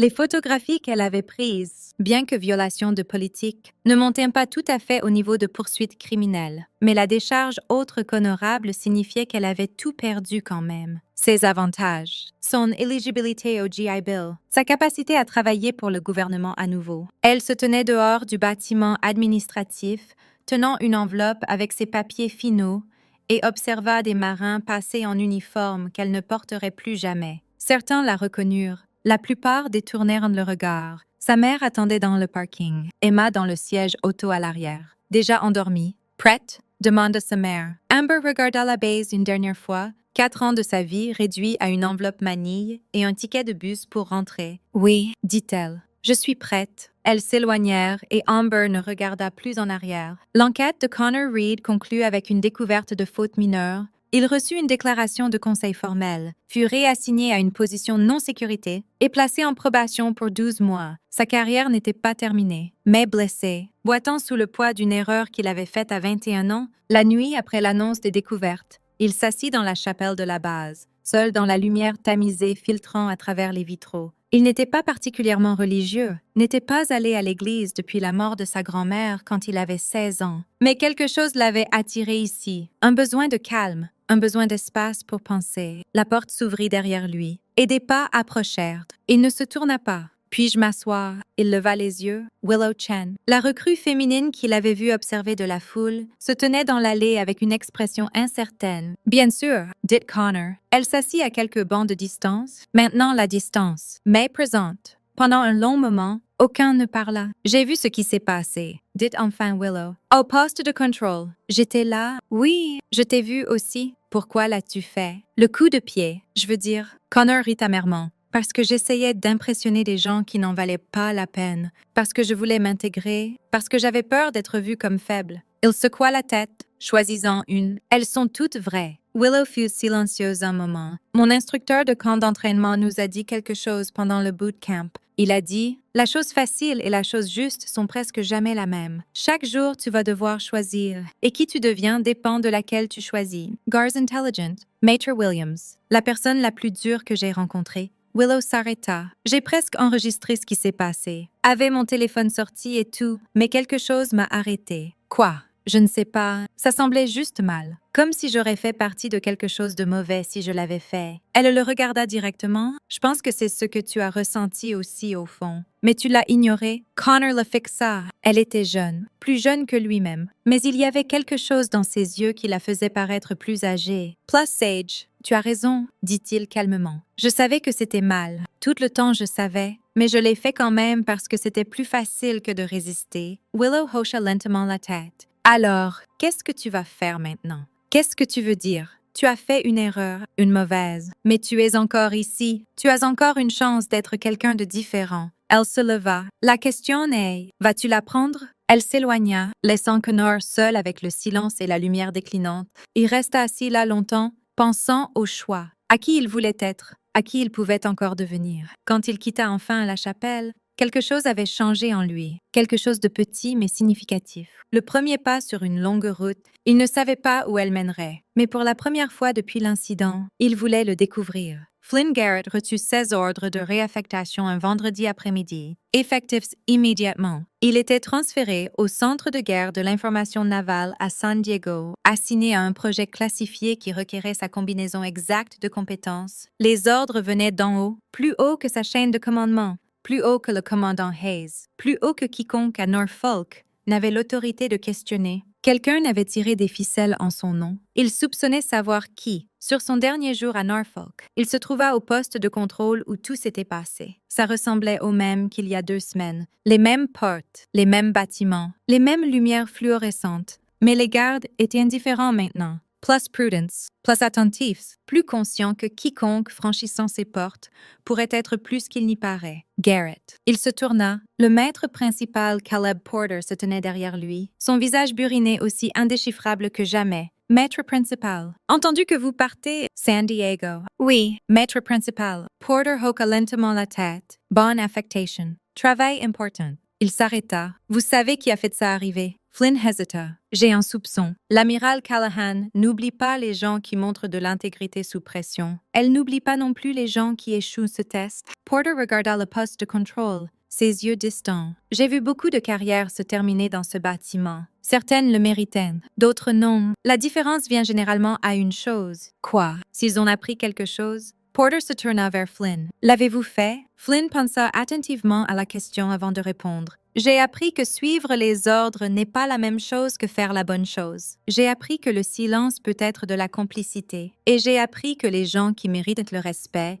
ne ressemblent souvent pas à ce qu'on attend. Un soupçon de ce qui pourrait être de l'approbation traversa le visage de Porter. Alors vous avez appris plus que la plupart des gens n'apprennent dans une vie. Ne le gaspillez pas. Il s'éloigna, laissant Flynn seul au poste de contrôle. Le lendemain matin, Flynn embarqua dans un transport militaire pour la Californie. Sa nouvelle vie attendait de l'autre côté du pays, pleine de défis et d'opportunités qu'il ne pouvait encore imaginer. Mais il emportait Norfolk avec lui, les leçons, les échecs, le moment où il avait regardé une amirale être humiliée et n'avait pas fait assez pour l'arrêter. Il ferait mieux la prochaine fois, il le faudrait. L'amiral Ivory Callahan se tenait à la fenêtre de son bureau au quartier général du commandement de guerre navale spécial à Coronado, en Californie, observant l'océan Pacifique s'étendre vers l'horizon. 2 semaines s'étaient écoulées depuis Norfolk. 2 semaines de briefings, rapports, enquêtes, et le travail discret de chasser une ombre qui semblait être partout et nulle part à la fois. Le téléphone sur son bureau vibra. « Amiral, votre rendez-vous de 15h est là. Faites-la entrer. » La porte s'ouvrit et une jeune femme entra. Dixon Offense, 3 semaines après le camp d'entraînement, quand l'incident s'était produit. Maintenant, 5 semaines et déjà attirant l'attention de gens qui comptaient.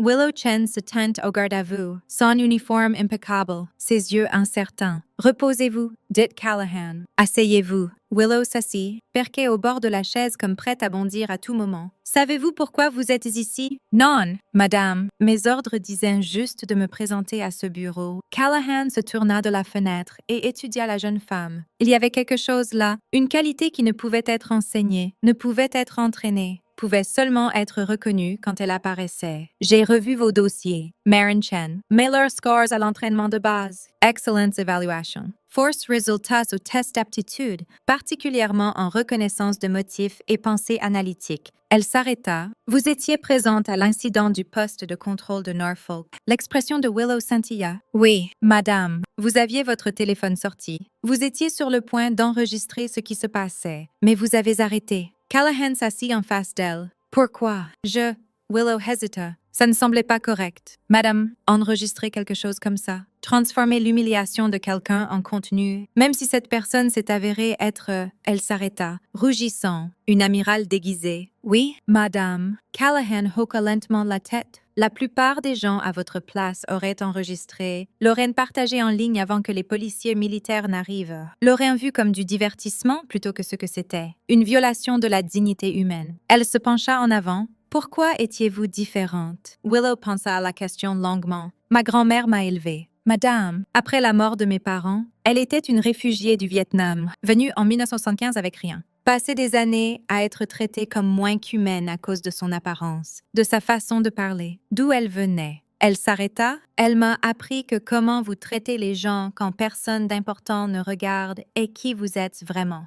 Et je ne voulais pas être le genre de personne qui transforme la mauvaise journée de quelqu'un en blague. » La pièce fut silencieuse. Maren Chen. « Dites enfin Callahan, je vais vous faire une offre. C'est inhabituel, peut-être sans précédent, et vous êtes libre de la décliner sans conséquences négatives pour votre carrière. » Les yeux de Willow s'élargirent. « Madame, je dirige un programme d'évaluation spécial. Petite équipe. Travail classifié. Opérant dans des environnements où les approches conventionnelles ne marchent pas, nous cherchons des gens avec des qualités spécifiques, intégrité sous pression, jugement indépendant, la capacité de voir ce que les autres manquent. » Callahan s'arrêta. « Je pense que vous avez ces qualités. Je suis juste une marine. » « Madame, 3 semaines, 5 semaines après le baise. Vous êtes quelqu'un qui a fait le bon choix quand tout le monde autour faisait le mauvais. C'est plus rare que vous ne pensez. » Callahan se leva. « Pensez-y. Vous avez 48 heures pour décider. Si intéressé, présentez-vous au bâtiment 7 lundi matin à 6 heures. Sinon, retournez à vos devoirs réguliers et oubliez que cette conversation a eu lieu. » Willow se leva lentement, son esprit bouillonnant. « Puis-je poser une question? »« Madame, allez-y! » « Le programme dont vous parlez, qu'est-ce que je ferais exactement? » Un fantôme de sourire traversa le visage de Callahan. « Apprendre. Observer. Développer des compétences que la plupart des gens ne savent pas exister. » Elle marcha vers la porte et l'ouvrit, et espérons devenir le genre de personne qui rend la Navy meilleure, juste en faisant partie. Willow sortit dans un étourdissement. La porte se ferma derrière elle, et elle resta dans le couloir, essayant de traiter ce qui venait de se passer. 48 heures. Un choix qui changerait tout. Elle avait déjà pris sa décision. L'enquête sur les brèches de sécurité de Norfolk continua pendant 3 mois. Les agents de la NCIS tracèrent les systèmes compromis à travers des couches de fausses pistes, impasses, épreuves délibérément trompeuses. Ce qu'ils trouvèrent peignait un tableau d'une conspiration qui s'étendait bien au-delà d'une seule base navale. 7 installations avaient été compromises. 17 systèmes de sécurité individuels avaient été délibérément affaiblis. Quelqu'un avait construit une infrastructure pour quelque chose. Extraction, infiltration, au pire, et il le faisait depuis des années. La percée vint en février quand un audit financier de routine signala une anomalie dans les comptes d'un officier de renseignement de niveau moyen nommé Robert Keane. Petit paiement soigneusement caché, traçable à des sociétés écrans avec connexion à des services de renseignement étrangers. Keane fut arrêté un mardi matin en marchant vers sa voiture dans le parking du bâtiment administratif de Norfolk. Il ne résista pas, il ne semblait pas surpris. « Vous êtes trop tard », dit-il tandis que les agents le menottèrent. « Le paquet est déjà parti. » Il ne dirait pas ce qu'était le paquet, ne dirait pas pour qui il travaillait, ne dirait rien du tout. En fait, une fois son avocate arrivée, mais l'amiral Callahan avait une théorie. Il n'était pas la source, dit-elle à l'amiral Warren pendant une vidéoconférence sécurisée. Il était un relais, passant des informations en haut et recevant des instructions en bas. Qui que soit qui dirige vraiment cette opération est encore là dehors. D'accord? Nous avons tracé des communications du téléphone jetable de Keane à au moins 4 autres appareils, tous détruits depuis. Quelqu'un a nettoyé la maison au moment où il a été arrêté. Il savait que nous venions. Il semble toujours savoir. Le visage de Warren était sombre. DevGru SED a été pleinement activé. Nous traitons ça comme une menace de niveau 1. Quoi qu'il construisait dans ses installations, ce n'était pas pour de petits buts. Callahan pensa aux lacunes de sécurité qu'elle avait identifiées à Norfolk, les angles morts des caméras, les délais des capteurs, les points d'accès non sécurisés. N'importe lequel aurait pu être utilisé pour infiltrer la base, extraire du personnel ou planter des dispositifs qui ne seraient détectés que trop tard. Nous devons découvrir ce qui a été pris, dit-elle. Ce qu'était le paquet, nous y travaillons. Miles Callahan, la voix de Warren baissa. Ils savent pour vous maintenant. Vos protocoles de couverture, vos méthodes d'évaluation, votre connexion à DevGru, qui n'avait des dossiers sur vous remontant à 3 ans. Je sais, 23 ans. Ils m'ont observé pendant 3 ans. Amaral. Ils ont eu chaque opportunité de m'éliminer, et ils ne l'ont pas fait. Ça me dit quelque chose? Quoi? Qu'ils ne veulent pas me tuer. Ils veulent me distraire, me faire chasser des ombres pendant qu'ils complètent ce qu'ils planifient vraiment. Elle se pencha en avant. Je ne vais pas leur donner cette satisfaction. Warren l'étudia longuement. Vous avez toujours été têtue. Je préfère persistante. Un soupçon de sourire traversa son visage. Très bien, Miss Callahan. Soyez prudente. Quoi que ce soit, c'est plus grand que Norfolk. Plus grand que ce que nous avions réalisé. Je sais. Elle tendit la main vers le bouton pour terminer l'appel. C'est ce qui rend ça valant la chasse. L'écran s'éteignit et l'amiral Ivory Callahan s'assit seul dans son bureau, pensant aux ombres et aux chasseurs et au long jeu qui ne faisait que commencer. Quelque part là-dehors, un ennemi observait, planifiait, attendait le bon moment pour frapper. Mais Ghost observait aussi et elle était très patiente. 6 mois plus tard, la cérémonie eut lieu sur le pont de l'USS Gerald R. Ford, le porte-avions le plus récent et avancé de la Navy des États-Unis. 300 personnels se tenaient au garde-à-vous sous un ciel clair de juin, observant tandis que l'amiral Callahan épinglait de nouveaux insignes sur les uniformes de 12 candidats à la guerre spéciale qui avaient complété un entraînement que la plupart des gens ne savaient pas exister. Parmi eux se trouvait une jeune femme qui, 7 mois plus tôt, n'était qu'une recrue brute avec de forts scores au test et une grand-mère qui lui avait enseigné la dignité humaine. Willow Chen se tenait au garde-à-vous tandis que l'amiral approchait. Son visage inexpressif, mais ses yeux brillants d'une fierté calme. Maître Chen, dit Callahan, épinglant l'insigne de nouveau grade à son col. Vous avez démontré une capacité exceptionnelle, de l'intégrité et du jugement pendant votre période d'entraînement. C'est mon honneur de vous accueillir dans le programme d'évaluation spéciale navale. Merci, madame. Callahan s'arrêta, baissant la voix pour que seule Willow puisse entendre. Votre grand-mère serait fière. La composure de Willow craqua juste un moment. Un sourire scintilla sur son visage avant que la discipline ne se réaffirme. J'espère, madame. Callahan passa au candidat suivant. Mais quelque chose était passé entre elles. Une reconnaissance, une compréhension. L'avenir était incertain. L'ennemi était encore là dehors, encore planifiant, encore attendant. Mais la Navy avait maintenant des gens comme Willow Chen, des gens qui choisissaient bien quand tous les autres choisissaient facile, des gens qui voyaient des êtres humains au lieu de catégories, des gens qui pourraient un jour être prêts à porter le flambeau quand la vieille garde se retirerait enfin après la cérémonie, tandis que la foule se dispersait et le pont se vidait. Callahan se tenait à la rambarde. Regardant l'océan qui s'étendait infiniment vers l'horizon, le maître principal Porter apparut à côté d'elle, 2 tasses de café en main. Il en offrit une sans parler. « Merci, maître principal, madame. » Ils se tinrent en silence confortable, observant les vagues et les mouettes et la vaste étendue bleue qui avait été le domaine de la Navy pendant des siècles? Pensez-vous que ça compte? Demanda enfin Porter. Ce que nous avons fait à Norfolk, les carrières que nous avons terminées, les leçons que nous avons enseignées. Pensez-vous que ça change vraiment quelque chose? Callahan considéra attentivement la question. J'avais l'habitude de croire qu'une personne ne pouvait pas changer un système, que la culture était trop grande, trop enracinée, trop résistante à l'action individuelle. Elle a bu une gorgée de café. J'avais tort. Madame, une personne ne peut pas tout changer, mais une personne peut changer une chose. Et si assez de gens changent d'assez de choses, elle haussa les épaules. Éventuellement, toute l'image change. Porter hoqua lentement la tête. Les jeunes. Chen est de sa classe. Ils sont différents de nous à leur âge. Mieux. Plus conscience. Peut-être. Plus conscient du poids de l'uniforme. Il s'arrêta. Ils ont vu ce qui arrive quand les gens oublient ce poids. Ils ne feront pas les mêmes erreurs. Non, approuva Callahan. Ils en feront de nouvelles. Des différentes. C'est comme ça que marche le progrès. Vous résolvez les vieux problèmes et découvrez de nouveaux en dessous. Ça semble épuisant. Un rare sourire traversa le visage de Callahan. Ça l'est. Mais c'est aussi la seule chose qui vaille la peine d'être faite. Son téléphone satellite vibra. Elle vérifia l'écran et son expression changea subtilement. Pas de l'alarme, pas de la surprise, mais de la reconnaissance. La chasse était encore en cours. Les ombres bougeaient encore. Le devoir appelle. Maître principal, toujours.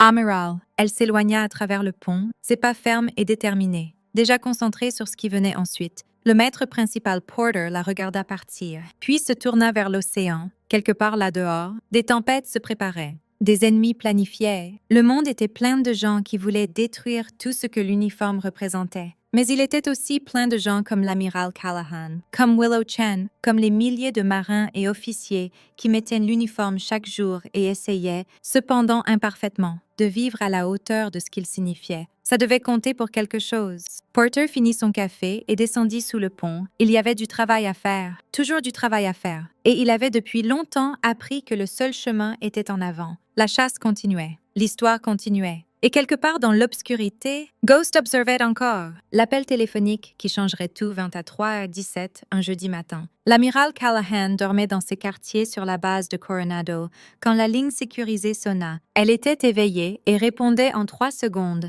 une habitude de décennies d'alerte de minuit, déploiement d'urgence et conversation qui ne pouvaient attendre le jour. Ghost Actual Amirale. La voix appartenait à l'amiral Warren et quelque chose dans son ton fit s'asseoir Callahan plus droite. Nous avons trouvé le paquet. Ou, c'est le problème. Warren s'arrêta. Ce n'est pas une chose, c'est une personne, l'un des nôtres. Quelqu'un extrait de Norfolk 3 jours avant votre évaluation. Le sang de Callahan se glaça. Qui, Lieutenant Commandant David Park, officier de renseignement, il a été rapporté UA absence non autorisée, et tout le monde a supposé qu'il avait déserté pour des raisons personnelles. S'avère qu'il a été pris. Le réseau de Keene l'a attrapé et expédié outre-mer avant que quiconque ne réalise ce qui se passait. Est-il vivant? Inconnu, mais nous avons intercepté des communications suggérant qu'il est détenu quelque part en Europe de l'Est. Ils veulent quelque chose de lui, quelque chose qu'il sait que nous n'avions pas réalisé qu'il savait. Callahan était déjà hors du lit.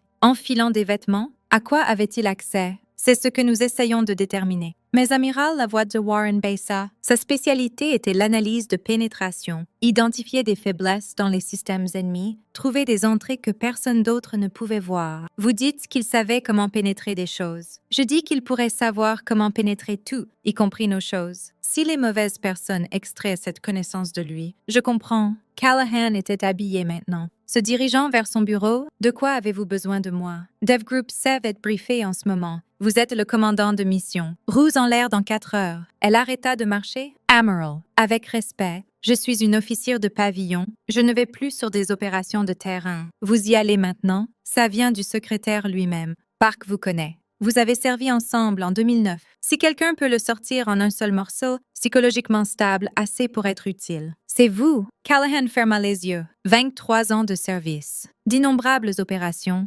missions, d'innombrables moments où tout dépendait de décisions prises en fractions de secondes. Elle pensait que ces jours étaient derrière elle. Apparemment pas. 4 heures, dit-elle. Je serai prête? Elle termina l'appel et se tint dans l'obscurité de ses quartiers, pensant au lieutenant-commandant David Park, à la connaissance verrouillée dans sa tête, aux ennemis qui voulaient l'extraire. La chasse était devenue une mission de sauvetage, et Ghost retournait sur le terrain, Tandis qu'elle rassemblait son équipement et se préparait pour l'opération à venir, l'amiral Callahan se permet un moment de réflexion. Les 7 derniers mois menaient à ça. Les inspections, les enquêtes, le lent démêlage d'une conspiration qui descendait plus profond que quiconque n'avait imaginé. Norfolk avait été le début, la pointe visible d'un iceberg descendant dans l'obscurité. Maintenant, elle allait découvrir à quel point c'était profond. Son dernier acte avant de partir fut d'envoyer un message à Willow Chen, nouvellement promue et nouvellement assignée à une position qui la tiendrait informée des développements.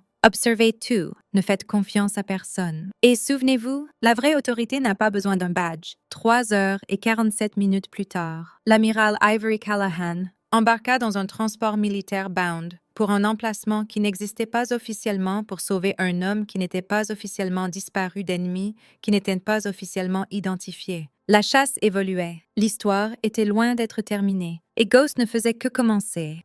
Hope you boys are ready for some action. Not even the violent kind, for once. Come on. Wonder if a yellow chicken will love a white chicken. They're not so different.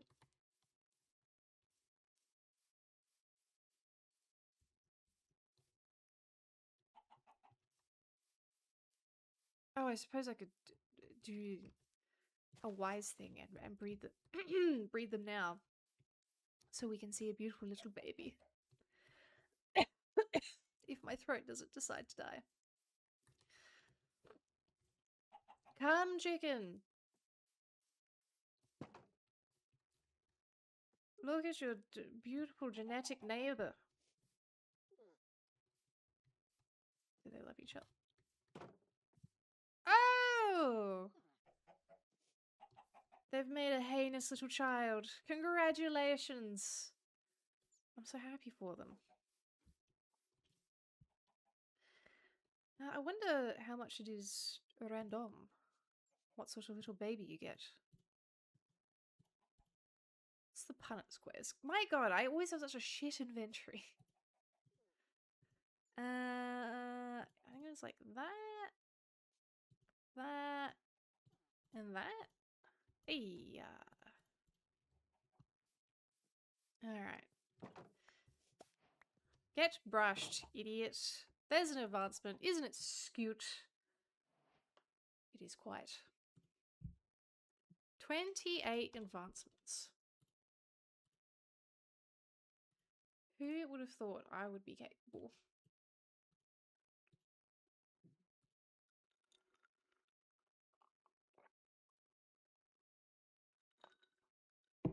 Oh, the hydration of it all.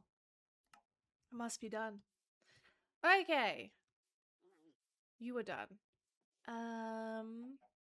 Doot, doot, doot, doot, doot. You're making eggs? Nice. You're pooping out eggs over there. Apparently. Okay, let's empty this trash. That I want to keep. Oh! Oh! Oh! I learnt this while I was away. Apparently these guys like spider eyes. Yeah. Do it. Forehead babies. Yes! Look at my baby armadillo. I kind of wish he had a big old head, but we'll take what we can get.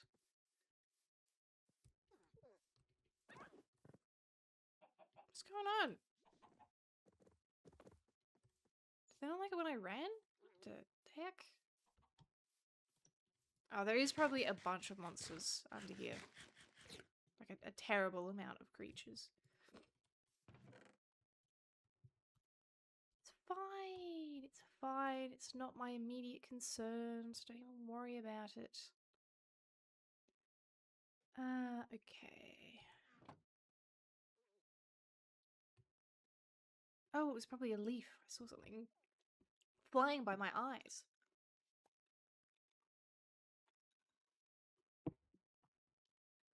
Okay. My next thought is We venture down, get some redstone, make a target. That seems pretty simple to me.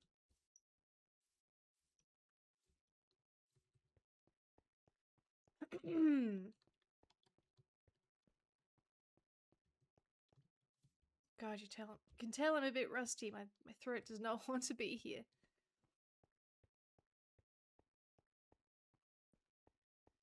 Make a bunch of pickaxes.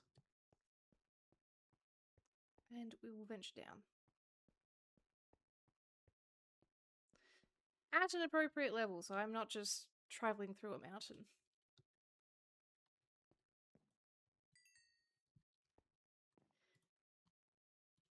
It's a thought. Some might even say a wise thought. Unusual for me, but they do happen.